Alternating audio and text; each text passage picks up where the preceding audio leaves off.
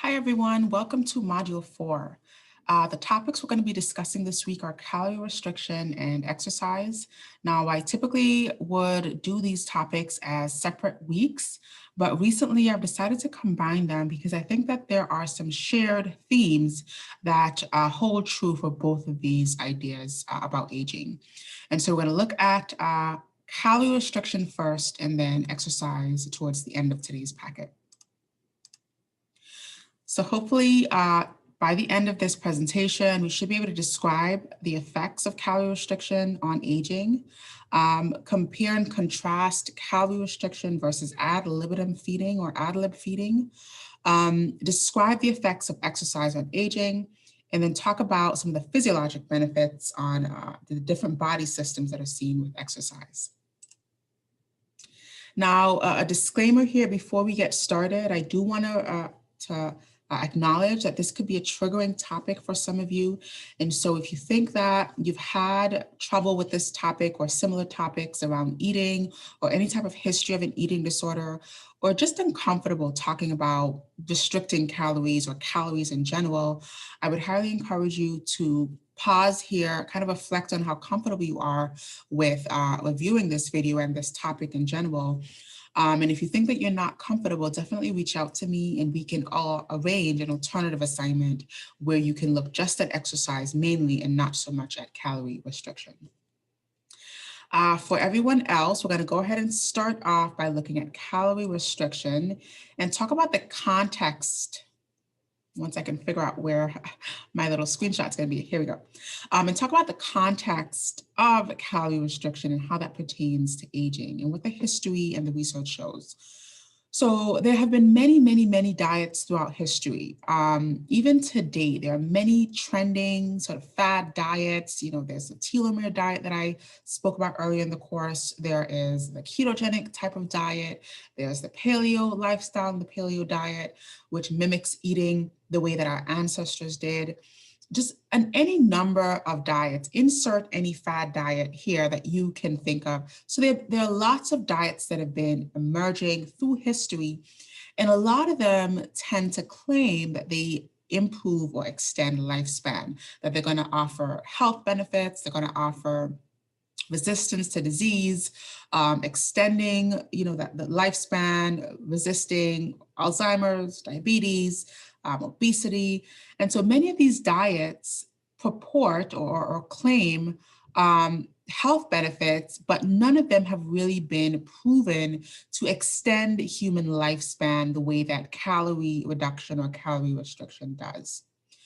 It's commonly referred to as calorie restriction or dietary restriction, and this is the only method that has actually been proven to extend both the mean, that is the average, and the maximum lifespan for humans and other species as well.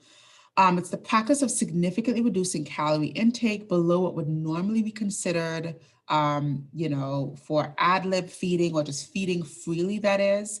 And so significantly reducing those calories shows lots of health benefits, one of which is the extension or the expansion of human lifespan.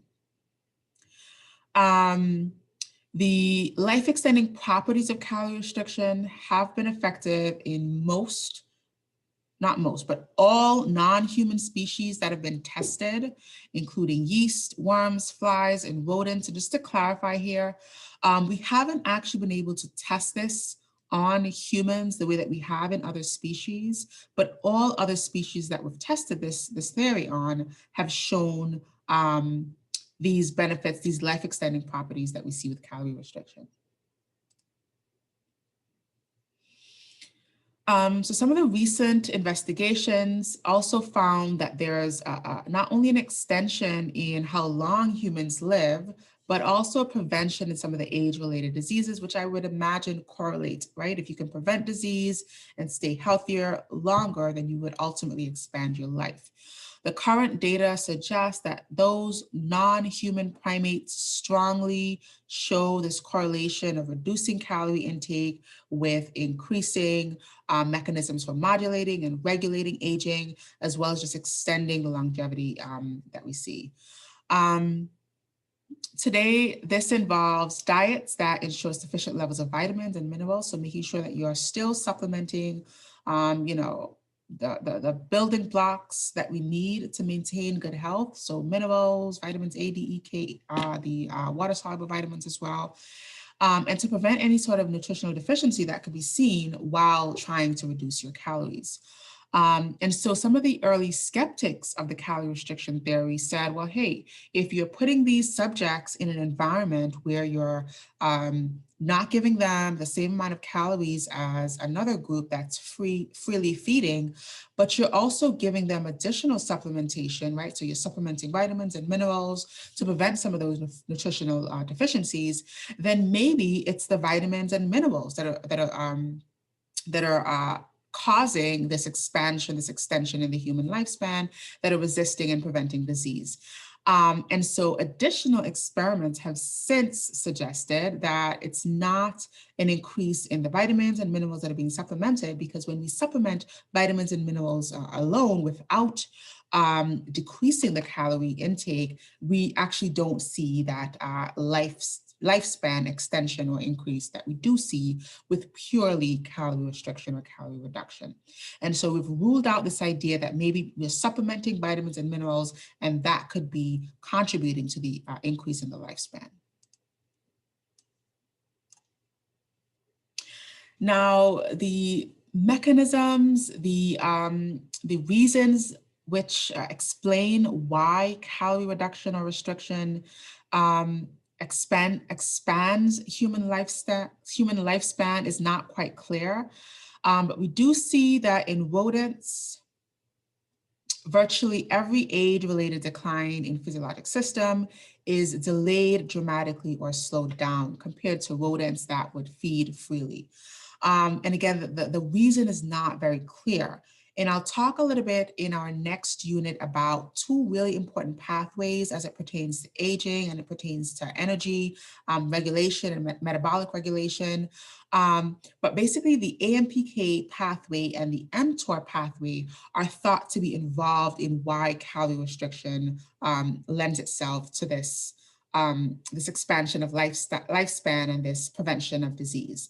And so basically we've got the AMPK pathway, which is synonymous to really deep cleaning your house, right? So the AMPK comes in, it's going to, destroy old proteins, it's going to correct or repair damaged DNA or, eliminate mutations in DNA. It's just going to do this deep, thorough cleaning in the cell. Now, in order to turn on these AMPK pathways, you need to be in a decreased energy state. So you need to be in the fasted state. And if you've done AMP, you've heard us talk about the fed state, the fasted state. And so when you've gone a while without having food, when you're in that energy deficient state, you turn on this AMPK pathway, which really goes and gives the cell this deep cleaning. It prevents any overproliferation of cells, which can lead to cancers and tumors. And so we really want to allow enough time where the cell and the body in general is in that AMPK state. The opposite of this, kind of the evil twin brother, if you will, is mTOR. And again, I'll talk more at length about this in the research compound unit.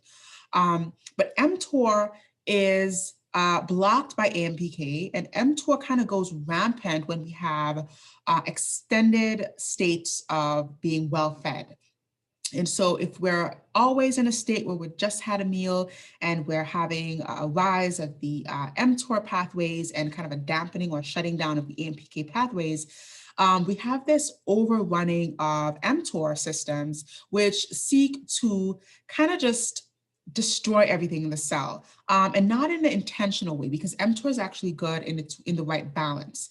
But mTOR is like live fast and die young. It's like cleaning your house really quickly with blindfolds on and just absolutely no organization whatsoever. You're kind of shoving everything everywhere. It's being done haphazardly. It's just too fast. You're allowing, proteins to escape surveillance, damaged proteins. You're allowing DNA mutations to escape surveillance. You have this overproliferation of cells that can lead to this rampant growth and lead to cancers and tumors. And so we can think about these two pathways as needing to be in balance. And so in the fed state, you've got that mTOR pathway turned on and you're dampening the AMPK pathway, and in the fasted state, you can really turn on that AMPK pathway, and then AMPK will block mTOR. And so you can have that balance of those two pathways. And remember, AMPK is really giving us that efficient, deep, methodical cleaning. It's gonna, repackage proteins, go through the cell, give it a good deep cleaning, kind of like if you were to clean your apartment or your house, you're cleaning all the walls, you're organizing everything in a methodical, efficient way, which needs to be slow and happen consistently over time.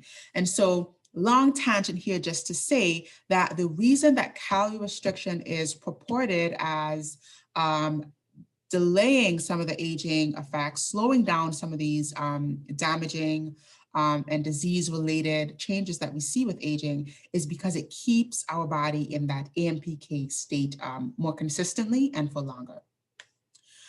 And so this includes regulating our metabolic rate, our neuroendocrine changes, glucose regulation, thermoregulation, the immune system, the circadian rhythm. And so keeping our body in this AMPK state helps to really slow down the rate at which we see aging and dysfunction with some of these systems, which will also be a protective measure against oxidative stress as well. And so one finding that I did cite here is that one of the interesting things that we observe in rodents that have undergone calorie restriction in these calorie restriction experiments is that they start to produce a lot of proteins which mark and remove other damaged proteins in the cell. And so there's a reduction in the accumulation of damaged proteins, again, giving us that indication that during periods of fasting or periods of a very little calorie intake, we're able to rise that AMPK pathway response and really give our cells a good, thorough, efficient, deep cleaning. And that needs to be done consistently to help repair damaged elements of the cells and organ systems, but also to prevent aging as we know it. All right, so again here in non-human primates, and again, we're looking at non-human. I'll talk about why this is really hard to prove in humans in a bit, but we see a reduction in the incidence of many of the diseases that are associated with aging and just general unwell diseased states, let's say. So kidney diseases and kidney failure, cancers and tumors, cardiovascular disease, diabetes type 2 and obesity as an extension of that, hypertension, low levels of triglycerides and LDL dysregulation. And so in all other species, especially in non-human primates, which would be most applicable to our physiology, we see a decline in these types of diseases and dysfunction as a part of calorie restriction benefits. So the genetic and molecular mechanisms are still not quite clear. And again, I'll talk a lot more about this in our next unit. Dr. David Sinclair out of Harvard University, he's doing a lot of work in trying to pin down what it is about calorie restriction that really lends to us understanding why it's so beneficial as a part of anti-aging, it's so beneficial as a part of just general well-being, general health. And so the effectiveness is still under controversy, and the proof of this is also still under controversy. Positive effects of low-calorie diets are, also important and beneficial for persons who are overweight or obese, but not so much. It's not as clear, the connection is not as clear at how this can be beneficial for people who are of regular weight or not obese or not overweight. And so again, there needs to be further studies to really solidify whether or not someone who's of, healthy weight and healthy size, if they would have any benefits from doing a diet like this. And I can tell you here, not conclusively, but a lot of the studies are suggesting that even if you are of normal weight, calorie restriction and calorie reduction do offer other anti-aging benefits, such as preventing Alzheimer's and some of the other aging diseases that we see. And so this brings us to talk about how feasible is it to really test this theory on humans with human subjects? And the answer is it's not very feasible at all. It's not possible so far as what we've seen actually. There's high dropout rates in terms of participants and subjects kind of falling off the wagon. The sample sizes end up being really small because of the high dropout rates. And then there's usually problems with compliance. So most participants will have cheat days. I'm sure we're all familiar with that, what that term means, but just days where we're not strictly adhering to these type of protocols. And so it's really hard to subject humans for ethical reasons and for other reasons as well, subject humans to sustained periods of enforced calorie restriction or calorie reduction. And then on the flip side, if you allow participants to go off and live their life because you want to be able to track this for a long period of time, the compliance goes down, right? Birthday parties come up and, events come up, Thanksgiving, Christmas, and participants are not likely to keep their calories restricted for sustained periods of time. Right, so getting to the answer here, is calorie restriction a feasible means of longevity? And again, the answer is no. The largest human trial, which is still, I think, underway at this point, is showing that 25% of the participants were able to maintain adherence to the protocols. And so a large chunk of those participants have kind of fallen off the wagon and have dropped off. And so it's a really significant challenge to be able to just conduct this experiment efficiently. To address these issues, participants have been, given counseling. There's psychological techniques that have been employed. They've been registered with dietitians, just lots of different mechanisms and ways to try to improve compliance the way that we do for some other medications and drugs that we want our participants to be compliant with, but none of them seem to work with this type of study. It's just too long, and just sustaining calories below, just feeding freely also impinges on kind of a freedom or like a human rights infringement as well, because if you can't eat freely, then there's some psychological and behavioral implications and complications that sometimes arise. So let's talk a little bit about some of the benefits that we see with calorie restriction. So we see anti-aging benefits, longevity benefits, so that expansion of human lifestyle, human lifespan that we talked about earlier, not only the mean, but the maximum. We see anti-cancer benefits, so tumor suppressive benefits. We see anti-disease, so things like Alzheimer's, diabetes, hypertension, those are significantly reduced or delayed. And then we see decrease in body size. So not only is calorie restriction good for some of the other, metabolic disorders, cancer, and so on, but just general well-being, just decrease in body size, decrease in obesity, and being overweight, which will ultimately impact health in the long run, right? If we're able to decrease our body size, we take the stress off of joints, off of the cardiovascular system, the circulatory system, and that will ultimately be a beneficial change. And so what we can see here, we can compare what happens with calorie restriction, which is where we decrease our energy intake, decrease our energy expenditure, and decrease the amount of RER that are produced. And we can compare that or contrast that to ad lib feeding, which we have high carbohydrate feeding, low protein, and then we increase energy intake, increase energy expenditure, and increase RER production. And so what we can see is that calorie restriction generally leads to improved metabolic health. All right, so now that we've talked a little bit about calorie restriction, I really want to stress here that I like to use the phrase calorie reduction sometimes rather than restriction. Restriction sounds restrictive, and that is not the aim or the goal behind calorie restriction. And so it sometimes becomes the slippery slope with fasting yourself to death or starving yourself to death versus balancing your energy input and energy output states. So it's more about achieving a state of balance with our metabolic regulatory pathways, and allowing our bodies enough time in those reduced calorie pathways to reap the benefits that come about when those pathways are turned on. And so I go back to this feeding and fasting analogy, because when we're feeding, we're turning on certain pathways. When we're fasting, we're turning on other pathways. Both pathways need to be turned on to give us that regulatory balance that we need, that homeostasis, if you will. And so because of our, modern lifestyle, the westernized diet, we've got access to food 24/7. We can get up in the middle of the night and make something or drive somewhere and eat food.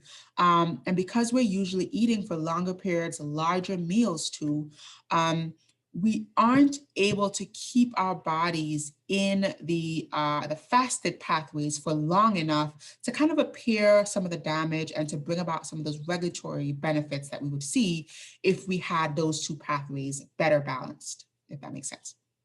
All right, so we've talked about that. And again, I want you to bear that in mind with a grain of salt, that we're not saying to cut out all calories. And it's really not about how much you eat, but it's really about allowing those pathways to do what they need to do to get us in that regulatory balance. Let's talk about exercise now. So exercise is something we should all be familiar with, right? This is one of the main pillars of health. Just regular physical activity has many, many, many health benefits from all ages. Adults of all ages who participate in this type of aerobic activity just pair better and fare better in the long run when compared to their sedentary counterparts. So we see lower levels of, lower resting heart rates. We see lower blood pressures. We see lower levels of circulating triglycerides and bad cholesterols. We see higher levels of good cholesterols. We see lower risk factors for things like diabetes, type 2, hypertension. We see lower incidences of cancers, different types of cancers. We see lower incidence of Alzheimer's and Parkinson's disease. So all of the aging diseases, the diseases that are usually associated with older individuals, we see a drastic reduction in most of those parameters and those diseases. It's mainly caused by its association rather with a decrease in body fat. So I talked about this earlier, just a decrease in body size can in and of itself lend to overall well-being and overall good health. And then a decreasing incidence of age-related diseases that will ultimately lead to an increase in human lifespan. Now, exercise does not increase maximum lifespan, but it has only been shown to alter the rate of aging. So really just slowing down and delaying some of the changes that we see with aging and just keeping the body in better health as it ages. So increased amounts of physical activity are associated with a longer post-reproductive lifespan. So really keeping us healthy within our post-reproductive years, so beyond 40s and 50s and well into 70s and 80s. That's where exercise is most beneficial, most impactful. Let's talk about some of the physiologic effects of exercise in a bit more detail. So exercise increases the muscle's demand for oxygen. And so we talked about in AMP, again, just kind of a reference here back to AMP, we talked about the way that muscles can use oxygen differently and can make ATP in different ways. And so aerobic exercises are going to train or condition our muscles to rely more on oxidative phosphorylation, which is using oxygen. This is going to recondition our muscles to be smaller in their diameter, so less of a burden to the circulatory system. And the muscles are going to need more oxygen to make more ATP, and this will increase the rate of our circulation and the rate of muscle contraction. So increasing blood volume is something that we also see, red cell distribution, expression of proteins and enzymes, of the pathways that are conditioned as a part of aerobic exercises. Now, over time, the cardiovascular system tends to adapt to new levels of muscle efficiency by reducing resting heart rate and blood pressure. So it's kind of like if you've got a car and if you use it more efficiently and use it more consistently, it just works better as opposed to parking it for long periods of time. And so the muscles and the heart and the blood pressure and our vasculature just becomes more conditioned to working more efficiently the more that we use it and the more that we use those systems by exercising them.